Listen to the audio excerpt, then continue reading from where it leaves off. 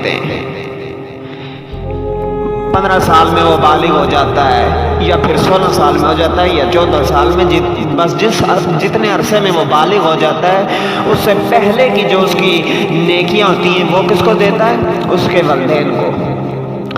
جب بچہ بالغ ہو جاتا ہے تو 40 سال کی عمر تک، چونکہ جب 40 سال کی عمر کو وہ پہنچ جاتا ہے تو کیونکہ وہ جنون، جذبات اور جزام، اس طرح کی جو شہوتی لحاظ سے بیماریاں ہوتی ہیں، انسان ان سے دور ہو جاتا ہے۔ تو جب انسان 50 سال کی عمر کو پہنچتا ہے تو اللہ تعالیٰ اس کا حساب ہلکا کر دیتے ہیں۔ تو جب انسان 60 سال کی عمر کو پہنچتا ہے تو اللہ تعالیٰ اسے اپنی طرف مائل ہونے کا، اس کو اپنی طرف کرنے کی، اور اسے اس کے ذہن میں رب کریم اپنی طرف اسے کرنے کا رجوع دیتا ہے۔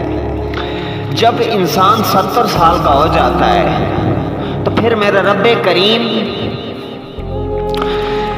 آسمانوں والوں کی نگاہ میں، جو آسمان میں رہنے والے لوگ فرشتے ہوتے ہیں، تو وہ اس سے محبت کرنے لگتے ہیں۔ جو آسمانی مخلوق ہے وہ اس سے محبت کرنے لگتی ہے۔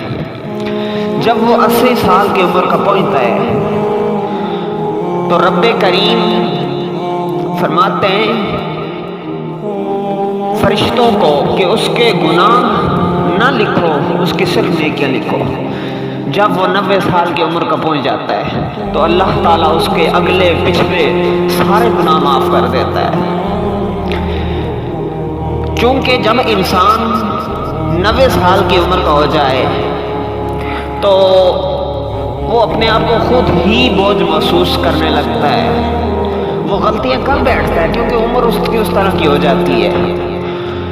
لیکن رب کریم کو دیکھیں، میرے آقا علیہ الصلوۃ والسلام کی بہت سی حدیث ہیں، میرے رب کریم کی محبت کو دیکھیں، صرف انسان کی عمر بڑھتی جاتی ہے، رب کریم اس کے لیے عبادت کے لحاظ سے آسانیاں میسر کرتا ہے۔ ایک وقت ایسا آتا ہے، اللہ فرماتے ہیں اسیر اللہ فی الارض، یعنی اللہ کی زمین کا معتمد، یعنی وہ اللہ کی زمین کا قیدی ہو گیا ہے۔ اب جب وہ 90 سال کی عمر کا ہو جاتا ہے تو وہ اللہ کی زمین کا قیدی بن جاتا ہے، کیونکہ وہ ایک قیدی ہی بن کے اپنی آگے وقت گزار رہا ہوتا ہے اس دنیا میں، تو اللہ تعالیٰ اس کے اگلے پچھلے گناہ معاف کر دیتے ہیں۔ سامعین محترم، یہ جو بات میں کر رہا ہوں یہ تاریخ ابن کثیر اور اس کے علاوہ دیگر کتابوں میں یہ چیز لکھی ہے، لیکن فی الوقت تاریخ ابن کثیر کا حوالہ چونکہ میں نے پڑھا ہے تو اس لیے یہ تاریخ ابن کثیر میں بھی موجود ہے۔ یہ